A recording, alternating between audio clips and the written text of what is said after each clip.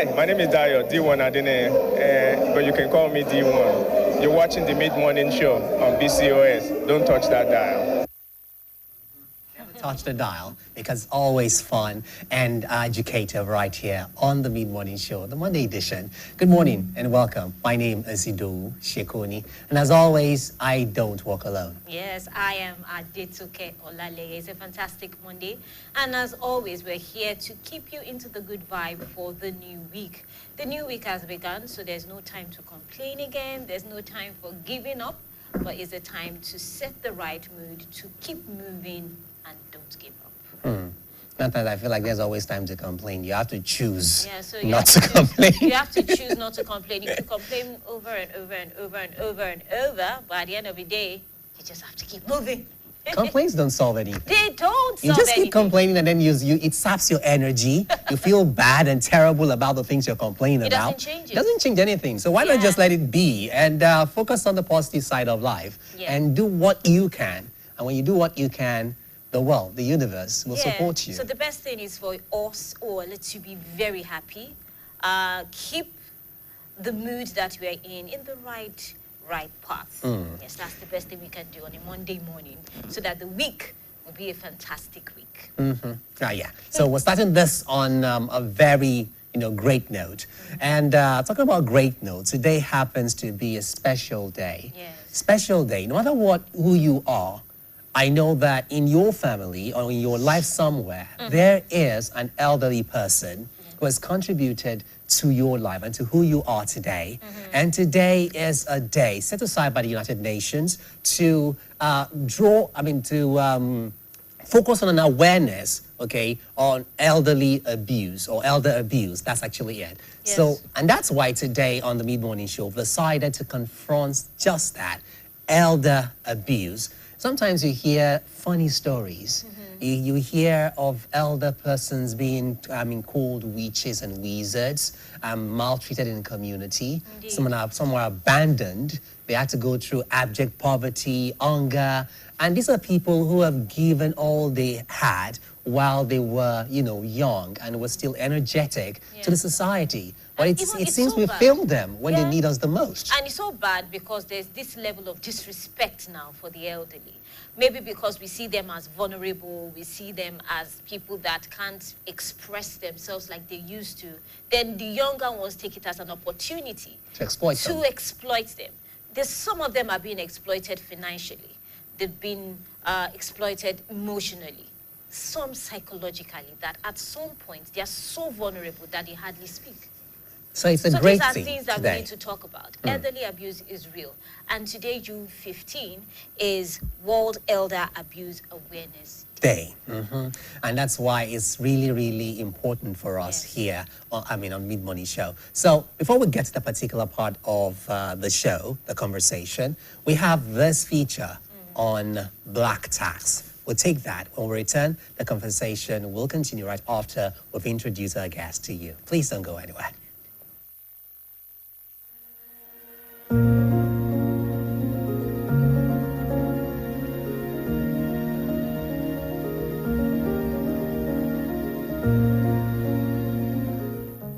In Nigeria, success rarely belongs to one person alone. It belongs to a family, to a lineage, to a community. From the moment a child begins to rise, through education, employment, or opportunity, an invisible ledger opens. It records not only earnings, but expectations. This is what many now call black tax. Black tax is not written into law. It does not appear on payslips or bank statements. Yet for millions of Nigerians, it is one of the most consistent deductions from income. It is the obligation, spoken and unspoken, to support extended family members financially and emotionally once one becomes economically stable. School fees for siblings, hospital bills for parents, rent for relatives, burial contributions, emergency after emergency. In a country where social safety nets are weak and poverty remains widespread, black tax is often framed not as a burden, but as duty. And sometimes, as love. Nigeria's communal culture has long taught that individual success is meaningless if it is not shared. The proverb is familiar: one tree does not make a forest. Wealth, in this context, is collective. To rise alone is to rise wrongly. But as Nigeria's economy tightens and the cost of living climbs, the meaning of responsibility is being tested. For many young professionals, black tax begins with gratitude. Parents sacrifice to send children to school. Older siblings work to keep families afloat. Giving back feels just, necessary. Yet over time, gratitude often turns into expectation. A first salary becomes a family budget. A promotion becomes a family announcement. A new job becomes a solution to problems one did not create. And the pressure is relentless. Young adults, often the first in their families to earn a stable income, find themselves supporting multiple households while struggling to build their own. Savings are postponed, investments delayed, dreams downsized, marriage plans are deferred, home ownership feels distant, mental health quietly deteriorates. For many, the stress is not just financial, it is emotional. There is guilt in saying no, shame in setting boundaries, fear of being labeled proud, ungrateful, or wicked. In Nigeria, success without generosity is often seen as moral failure. Women experience black tax differently, but no less intensely. Daughters are expected to provide emotional labor alongside financial support. They send money, manage crises, and mediate family conflicts. Married women, in particular, are often caught between supporting their families of origin and meeting expectations in their marital homes. Men, on the other hand, are pressured to become providers not just for the nuclear families, but for entire kin networks. Masculinity becomes tied to how much one can carry, how many people one can sustain. And so, black tax quietly reinforces gender roles, economic strain, and silence. Rarely is there space to ask, how much is too much? The conversation becomes even more complex when unemployment enters the picture. Nigeria's high youth unemployment means that a single salary may be stretched across 5, 10, or even 15 dependents. In such cases, black tax is not greed, it is survival. Parents depend on children because pensions fail. Siblings depend on siblings because jobs are scarce. Relatives depend on relatives because the system does not work. And so, individuals become institutions. Yet this arrangement has consequences. Economists note that black tax slows wealth accumulation among working Nigerians, particularly millennials and Gen Z. While income is earned, assets are rarely built. The cycle of financial instability continues, passed from one generation to the next. Psychologists warn of burnout, anxiety, and depression linked to constant financial pressure and the inability to meet ever-growing demands. Still, black tax persists, not because Nigerians do not see its cost, but because the alternative feels unthinkable.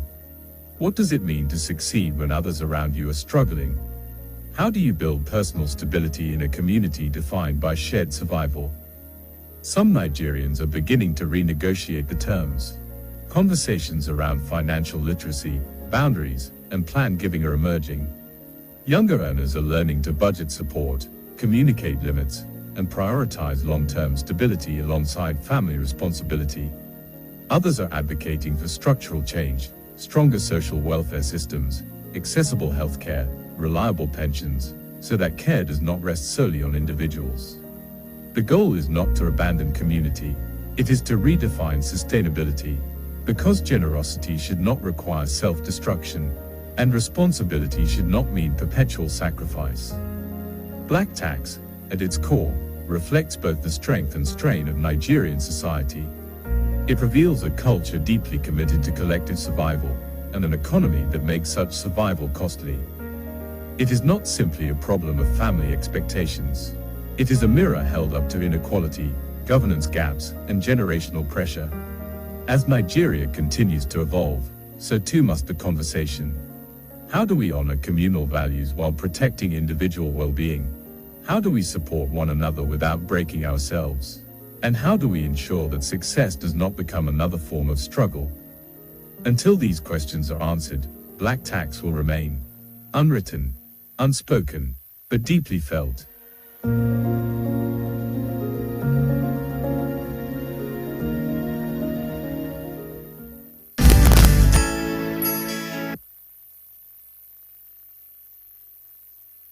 All right, if you're just joining us, this is the Mid-Morning Show on BCOS television.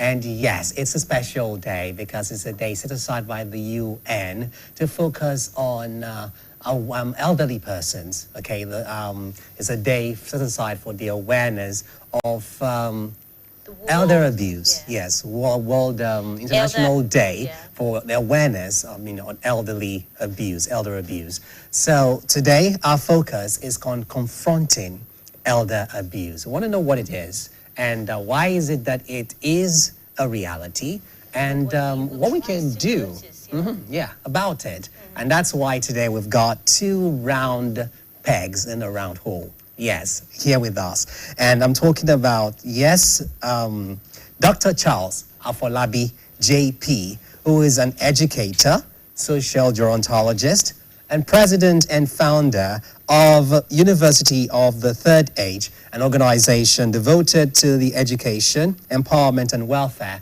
of senior citizens. Good morning, sir, and thank you for joining us on the show. Good morning, please. It's our pleasure to have you. I'm very happy. And yes, beside him right there, we've got Ogbeni Olayinka Ajomale, who is Executive Director of the Center on Aging, Development, and Rights of Older Persons, CADROP. Good morning, sir, and thank you for joining us. Good morning. It's our pleasure. Thank you for having me. Thank you so much for coming. All right, let's get right to it, okay? Yes, we're talking about elderly abuse, and some people might feel that it all boils down to just opening your mouth and disrespecting. So in brother saying, what can we say elderly abuse is all about? Let's start with Dr. Afola. Okay. Thank you All right. very much. Elder abuse, like you said, Yes. a lot of people misconstrue it. Over the years, we have tried to, through this program, initiated by the United Nations in 1997, to create awareness on it. Because when you talk about elder abuse in society, a lot of people think it's just a situation where no, that's not it. It's multidimensional. It has to do with so many areas of the life of the elderly person. There is the physical, there is the emotional, there is the sexual, there is the financial. And all these over the years have been quite unreported. Sometimes when you go to even agencies, when we discover from our agent, from our organization and go to the law enforcement agent, that we notice some people doing this, doing that to their elderly relatives. You hear statements like, hey, what's your business? Not being your mama in beat. He beat your mama. You know, these are things people say. And people think it's just insulting them.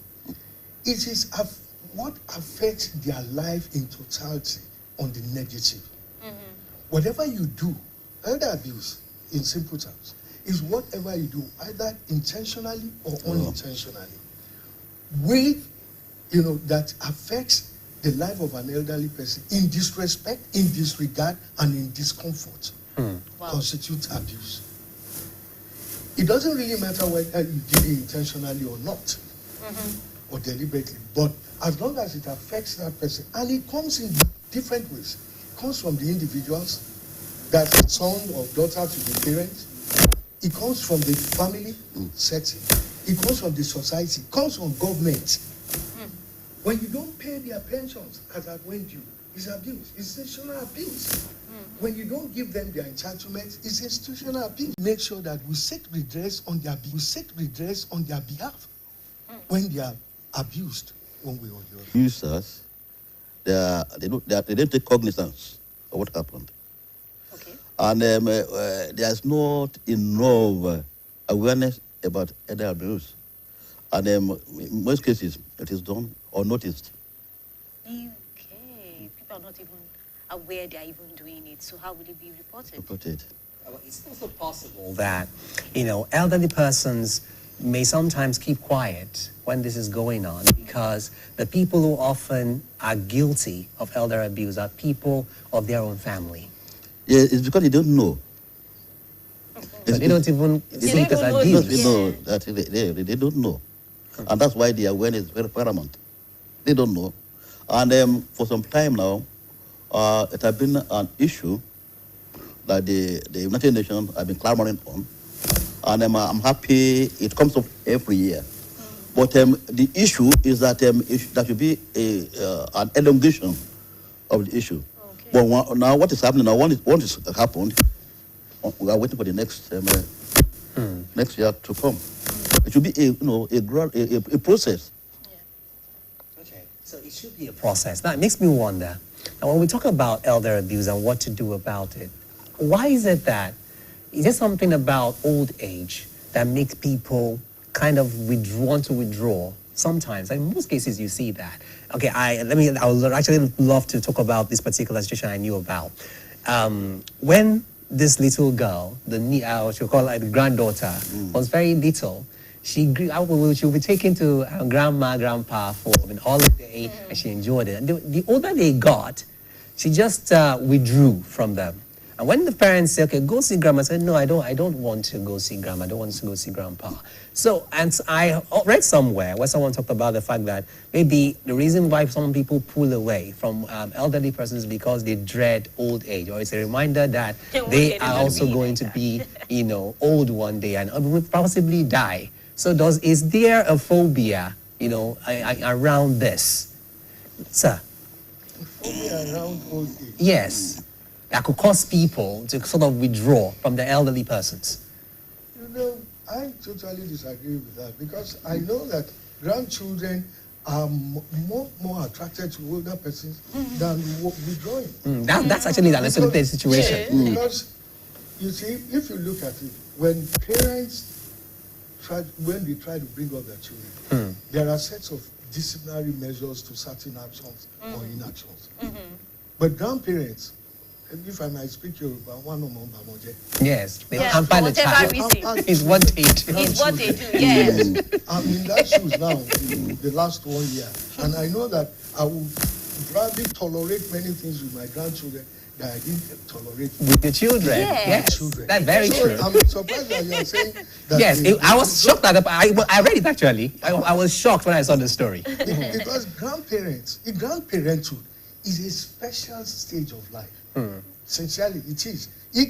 I'm sure he can talk better about that. Probably like 10, 12 grandchildren. I have just one.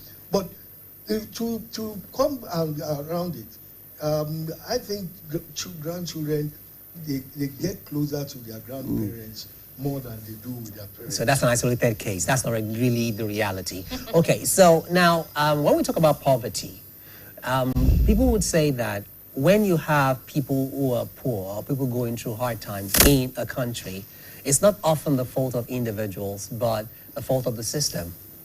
Could we say that elder abuse is also the fault of the system? Oh, certainly. The system contributes much more to the issue of abuse of older persons in our society. But how does the system? Say again? How does the system actually aid the elder abuse? In most cases, let's look at it this way. One, the system does not put in certain structures, like he said. It put in certain structures that will make old age be devoid of abuse. Let me give you an example. Okay. In some countries today, when you are 60 years and above, or you are a retiree, whether you work for government or not, you are entitled to some stipend, right? Yes. Because they know that certain groups of people, maybe they didn't work for government or they never worked in the organized private sector. Talk about the fisherman from Bayelsa. Who is going to take care of him in old age? Or the cocoa farmer from Ekiti State? Or the groundnut seller in Kano?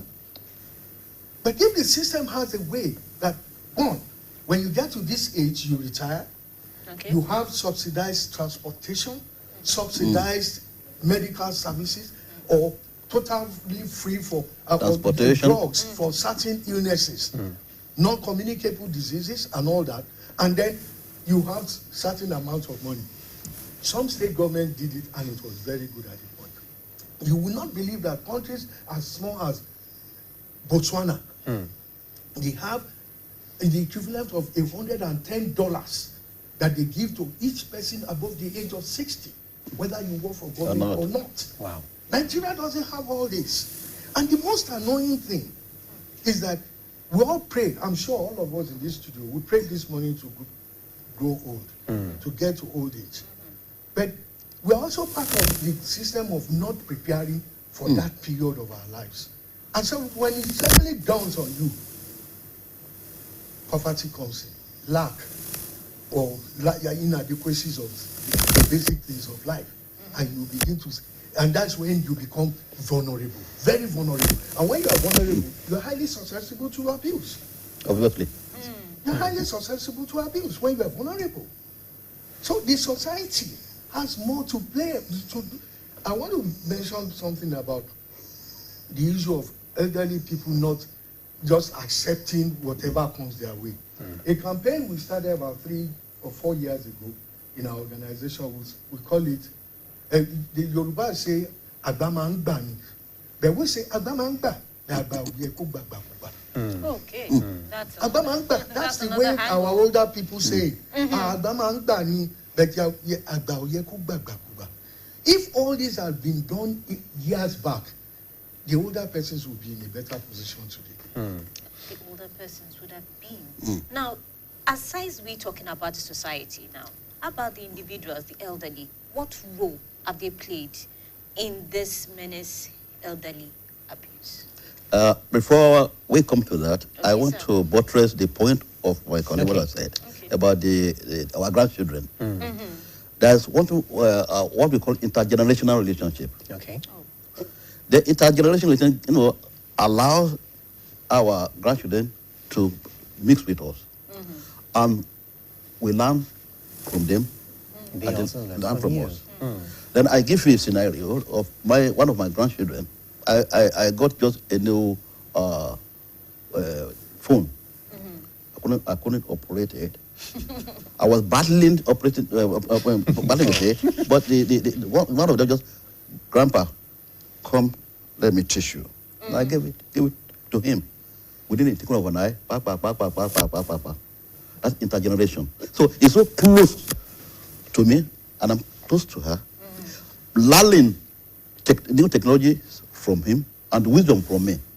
So we are close. There's no disparity between our the students and us. So that's why I said that it is so close. Okay. Yep. Okay. Now, I know that in Yoruba land, in our culture, there is this,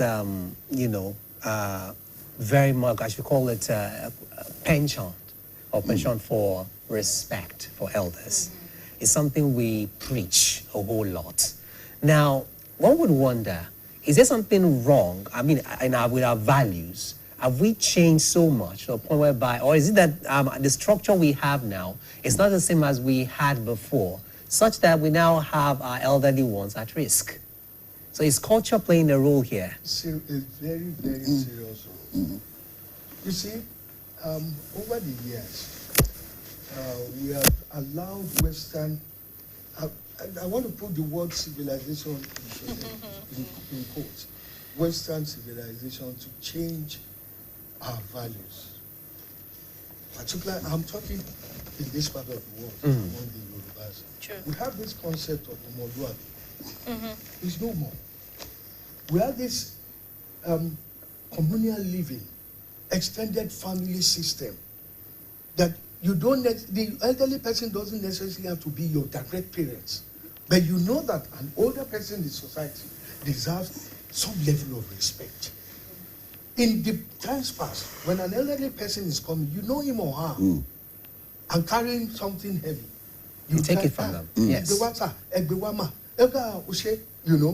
then you get to a place, young people, you see me in banks, in banking halls, elderly people are standing, and they are people are sitting. just, young man, please stand up, let mama sit down. They don't know all these things. And the society, it has become so well that, I don't want anything. Because before, Yoruba say that, Ojumeji lo nbimo. Don't talk. You see young people misbehaving. You don't know them from Adam, but you know that, and then you want to make sure that that person does the right thing. In the estate where I live in Akobo, if I do my work in the evening and I see you come here and you walk past me, come here. You can't greet. They all know me. So when they see me, so the society has to play its own role. Because there are certain things we need to do. The young ones, particularly these days, they are not bothered. That we need to make them understand that there's a significant role that older persons are playing in the society and the position we should put them. Okay, Ogbeni Ajomale and Dr. Afolabi will continue this conversation from here right after this commercial break. Please don't go away. The home is under attack, but not for long, because Hypo is here. Dirty floors and surfaces. Not on our watch. Dirty and stains, no video shakara. We got the remedy, original plaza. Hypo, go hypo. Germs always find a way back. No green. Protect every day with Hypo. Hypo, go hypo.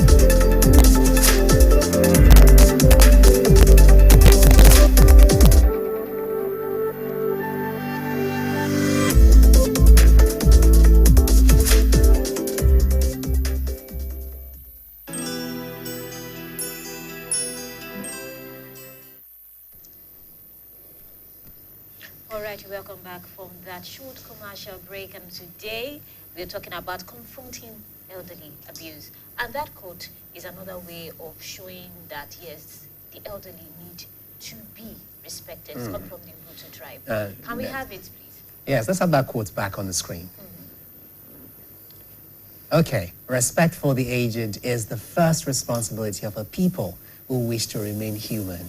So if we abuse our elderly ones, we are inhuman. That's basically what it means. I think that's enough. Hutu tradition, that's African tradition. African tradition, but right now, the African tradition, like our guest said, we have added Western civilization to it. As much as we have added Western civilization to it, we even can't change it because we are not willing to speak.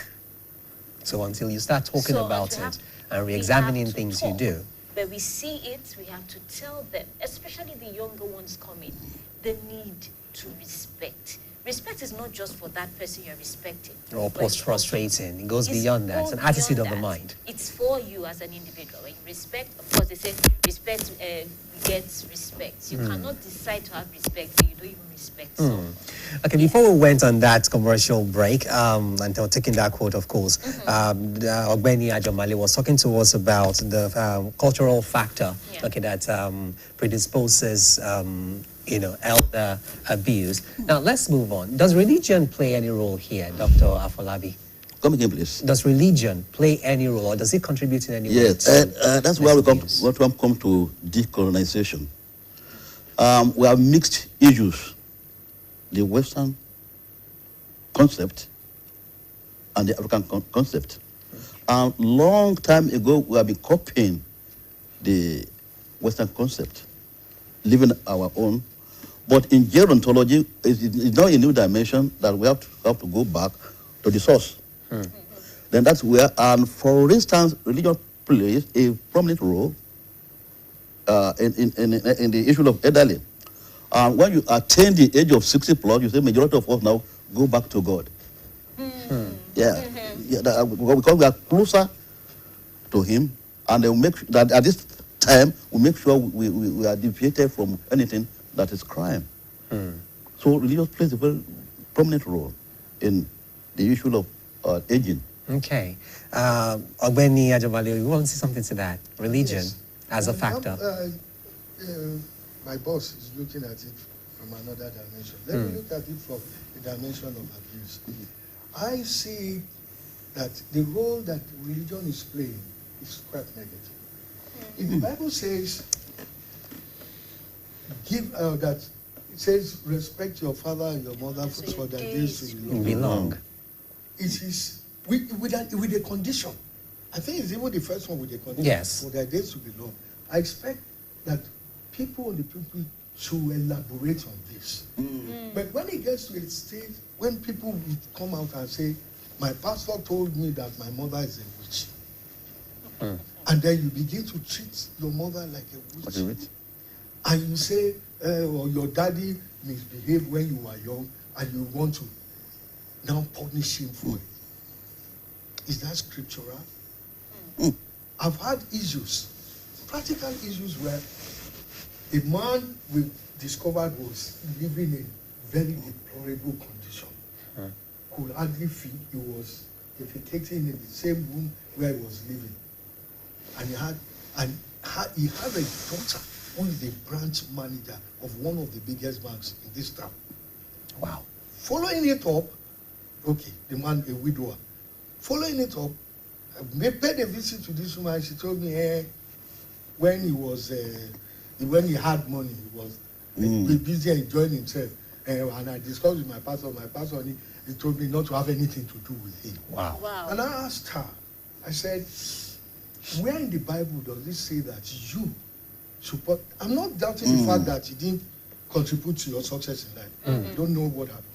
But I'm saying that when your own scripture says that you should punish your father for his deeds of the past.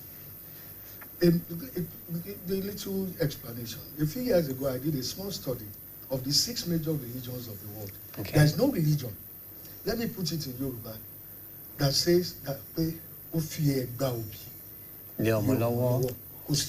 Hinduism, Buddhism, Islam, Christianity, Judaism, name it. Whatever they do to you that is wrong, hand them over to God. To God. But when religion says, don't have anything to do with your mother, she's a witch, she's a this, your dad is a this, why would the abuse not come in? When I told that bank manager woman, she was just staring at me. She didn't have an answer. And I said, for what you are doing, the judgment is with God. If your father did not take care of you, that's his business with God. So religion, I expect that our religious leaders, whether Islamic or whatever, the third one. Okay, religion, we want like the first one. That should be the first anyway. Well, like the first culture. one. Yes, they should emphasize it. That when people are in old age, because of vulnerability, they need support in different areas of their lives. So the individual, the family, the society, everyone must come together to make sure. Because if we pull away how vulnerable they are, the issue of abuse will reduce. Okay. The issue of abuse will reduce. It has been proven in many other climes. When you reduce their vulnerability, the issue of abuse will reduce. Let me quickly cite an example. This one will surprise you. An elderly woman was sexually abused in a place where she was staying. Why? Because her children that she was staying with had to send her back to the village to go and stay alone just because their religions changed. Not in the same Christianity. I'm sorry, I'm a Christian. I'm not saying try to paint Christianity in bad light. This daughter was brought up in the white garment church. Okay. And then this woman in old age came to stay with the daughter. But the daughter had converted to Pentecostal Christianity. All right. And they said, no, you can't wear sultana in this house. You can't go to your church. You can't put on candle. If you want to do that, go back to the village. And she wanted to hold on to her faith. So she went back to the village. Unfortunately, a young man in the neighborhood was coming to harass the woman and abuse her sexually because she's weak. She can't defend herself. If she was staying with that daughter of ours, would she have had that experience? No, definitely not. No, that's another issue where we see elderly people, their children say, okay, let mama or papa stay in the village while they are in the urban towns trying to fend for themselves, trying to create a living for themselves. But at the end of the day, they can't even afford to fend for the parent who is back home. Can we not say the fact that they can't do much is another form of abuse? Oh, that's neglect. It's part of abuse. It's a significant part of abuse. It's neglect. But in this case, even the people who are supposed to take care of them can't take care of themselves. Yeah, they can't take care of themselves. How do you mean you can't take? I mean, the example is, okay, let's look at it this way. The economy itself is biting. So Okay, they there are can't people who fend, yeah. struggle, young people struggling. They have the desire to take care of their parents, but the capacity to do so isn't just there. Let me shock you, sir. If you look at it very critically, what do elderly people want? They want to wear kijipa, or they want to wear one or they want to put Saudi gold. They're not interested in all that. Basic things of life. Basic. If you can afford to feed yourself, yes, I'm not doubting the fact socio-economic situation is not too good at the moment. But consistent amount of money, if it's 5,000 naira you send to her, she will live within that. That's cool. But if you say, why should I now? How would I get? It even happens when the woman has many children. I mean, if I don't give her, others will give her. If I don't give her, others will give her. And the poor woman is there suffering.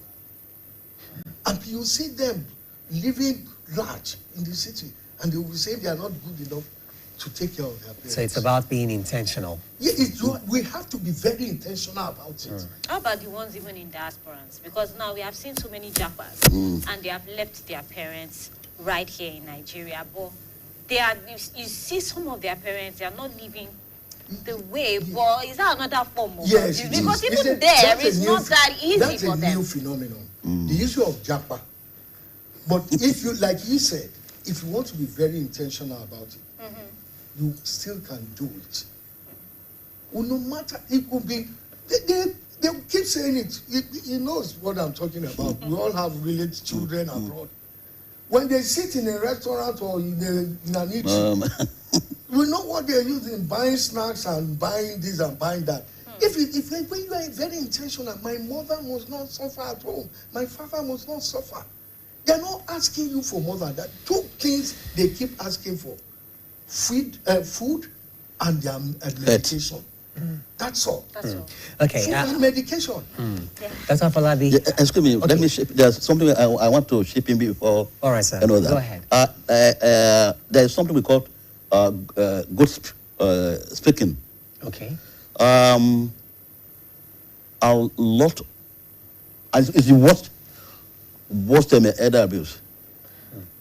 Yeah, because in the villages, we see some youth, they tag some elderly people, witches, this and that. Even some are stoned to death. True. Wow. It's the worst criminal abuse. You know, and this is what we are we are working on this now, scapegoating. No, we call it scapegoating. No, we are working on this now. Now it has been reduced. But recently now, in the eastern part of Nigeria, it has been picked up. A lot of elderly people are killed, being tagged witches. And the sad part of the whole thing is that When when eventually these elderly persons are accused to be witches and wizards are actually looked at by medical professionals, they discover they are actually people who just have one psychological issue or the other that just need to be treated. Alzheimer's and a whole lot And of people turn it into some something of these elderlies, they are lonesome. True.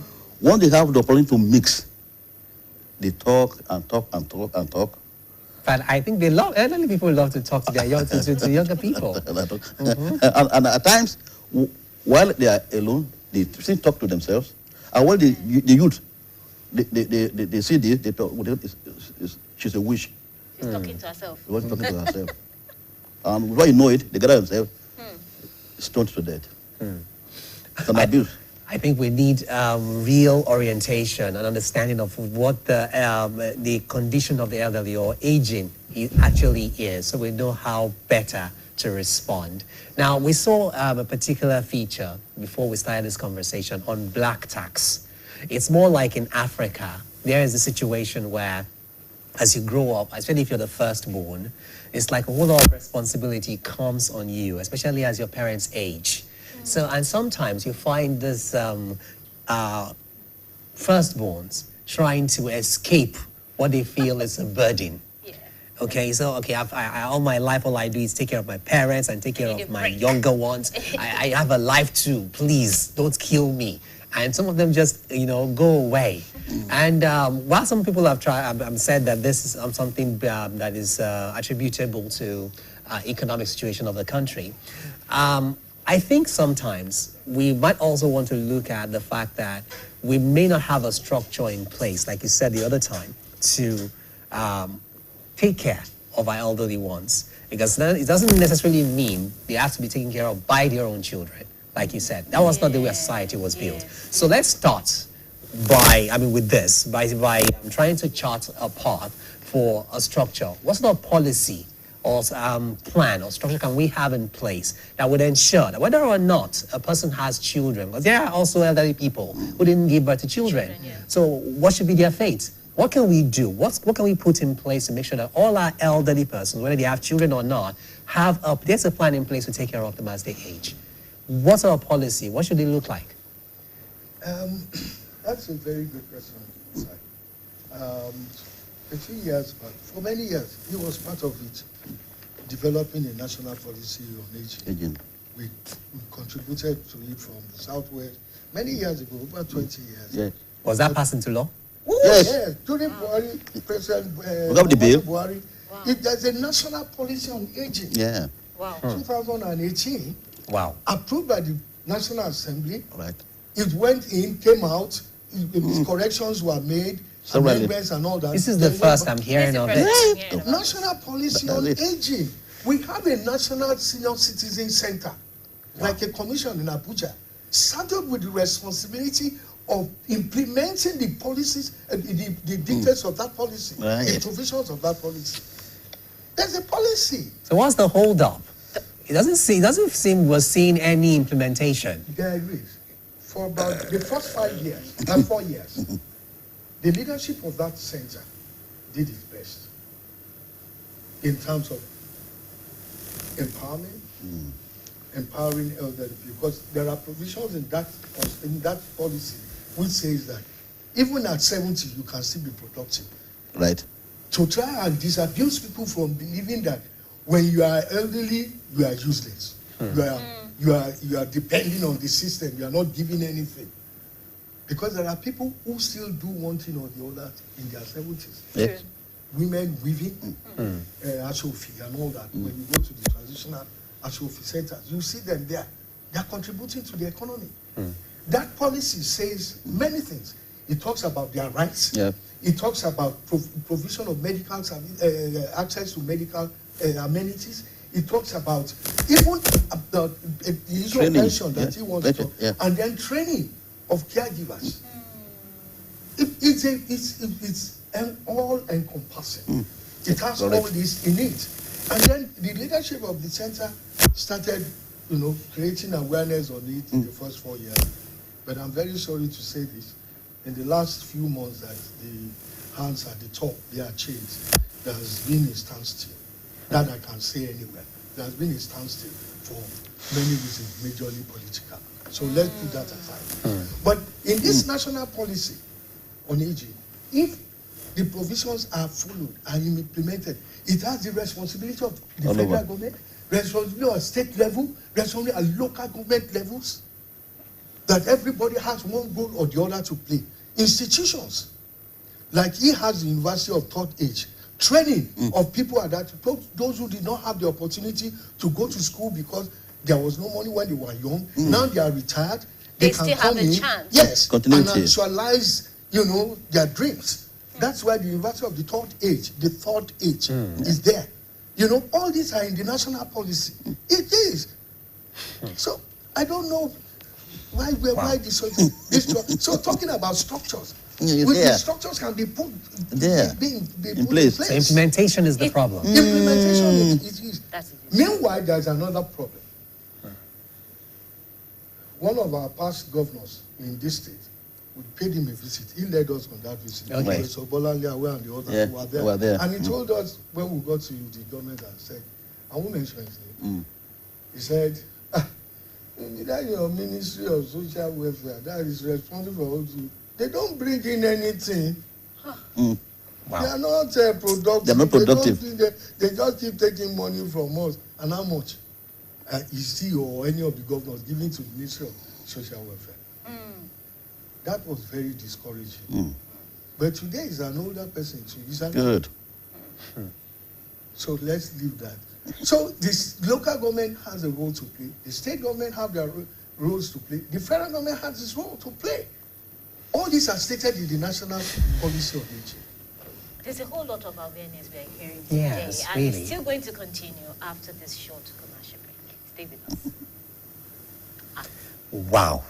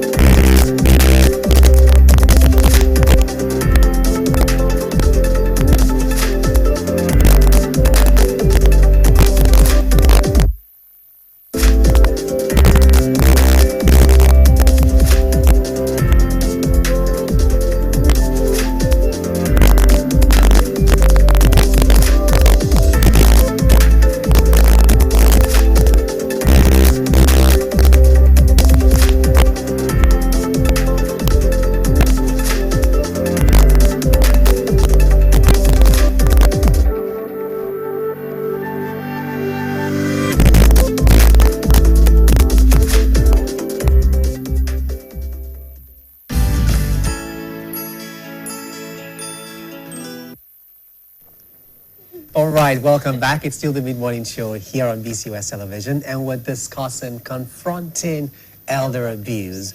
Right here, please let's have that quote back on the screen. That's from the WHO. It says, "Old age is not a disease. It is a stage of life that deserves dignity, protection, and respect." Those three words. Yes, dignity, protection, and respect. And that just, I think that just speaks to what Ogbeni Ajomali just said. You know, this is, I wonder, is this when people get old, is that the time to ask them to contribute really? If they're contributing is great. They've given their productive years to the society. It should be a time we take care of them, not a time when we're asking them to contribute or give us something. Well, let's go on from here. But my own take is we have the dignity, protection, and a whole lot to ensure that our elderly people are protected, they are loved, and they are not left alone. But what role can the elderly, before they become elderly, what plan, let me say pre-plan of what can be done that the elderly, they themselves, are not put in such position. unhealthy situation? Yes, let me come in. There's what we call pre-retirement preparation. Predetermined preparation. Yeah. Okay. Pre-retirement preparation. This is very, very vital to any country. For instance, before you leave your job, you must prepare for what to do. Whether you put in 35 years in service or you are aged 60 or 65 above, at least 2 years to the time of retirement, you must plan for something. That's why we have crisis. After retirement, you are being paid a lump sum of money. But how do you use this money? Some people just go to get 1 to 3 more wives. And within a single of an eye, 1 to 2 years, the money is gone. And then pre-retirement means, what do I do? If I'm a soldier man, uniformed, then there's likelihood I want to change to something else. Instead of after my service, then wearing uniform again.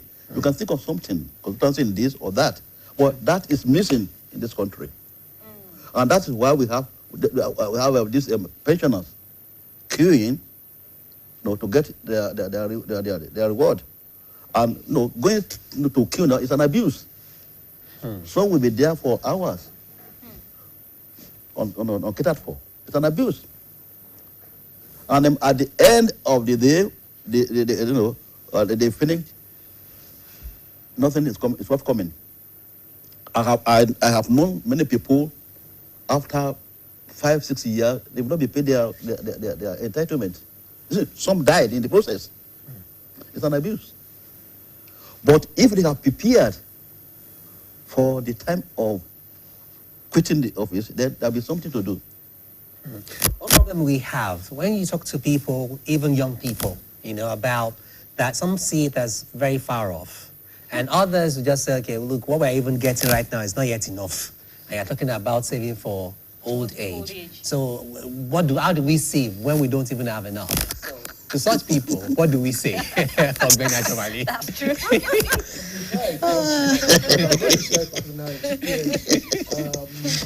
I just joined them last year. Okay.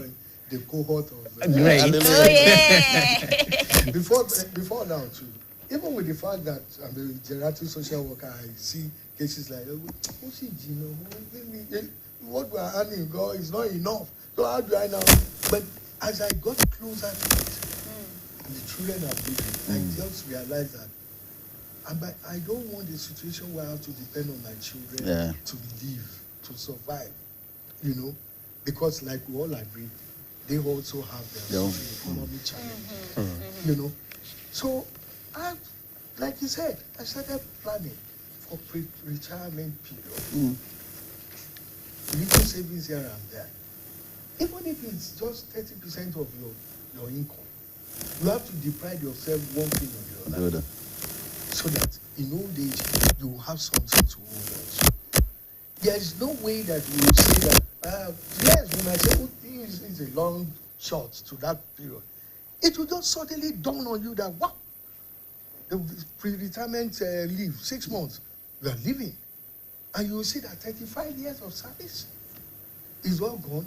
And then in the next 6 months, all you'll be having is your pension, which is not even forthcoming enough to take you home. And then it's not regular and forthcoming, except that in recent times, maybe because of so much money out of the issue of subsidy removal, governments have been able to pay salaries and pay pensions as at when due. That's good. But young people should understand that I'll be there. You'll be there. One day you will get there. So before you get there, try as much as possible to make a plan. But you asked a question the other time, which I think is very important that we discuss. You said elderly people have contributed so much to the society. Why do you now want to get anything out of them in old age? I mean, they should just be. They can contribute is fine, but then they shouldn't be forced to. There are many things to. You see, as you seated there, is a bundle of wisdom. When you sit with an elderly person for 30 minutes, there's a whole lot they can offer. True. So in that wise, it might not be physical, it might not be financial, it might be just words of wisdom. Direction. It's telling you, do it this way, do it that way. Right? Because they've been there. When they're saying that when a younger person falls, he will look to the front. Then another person will look to the back to know the reason why he or she fell. Yes. That's the reason why. Is that not true? So they are a bundle of wisdom. The benefits of hindsight. Yes. So they have it. So you cannot just say that because of this, they are spent. So what do they have to offer the society? It is not true. They still have a lot. A lot. The society. A lot. Somebody gave an example in a program I went to in Abuja. He said, when you look at the House of Representatives, there are many young people there. People below 60. Look at the people in the Senate. There are many, with experience, ex-governor, this. Yes. They are more above 60. When there is an issue, where do you have the rowdiness the more? Of course. In the house. It's because they have that you know, that strength is still there. That attitude of agitation. Right. You see, but they will look at issues, and then they will now come up with something that makes sense. So they are not spent, they are not useless, they are not worthless.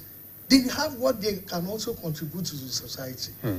Now, before we okay, go ahead. Now, in case we see someone who we feel has been abused, an elderly person has been abused, what can we as individuals do to ensure that it stops? Because some people, even the police will say, what's your business? And even people around, we say, it's not your business, it's your family issue.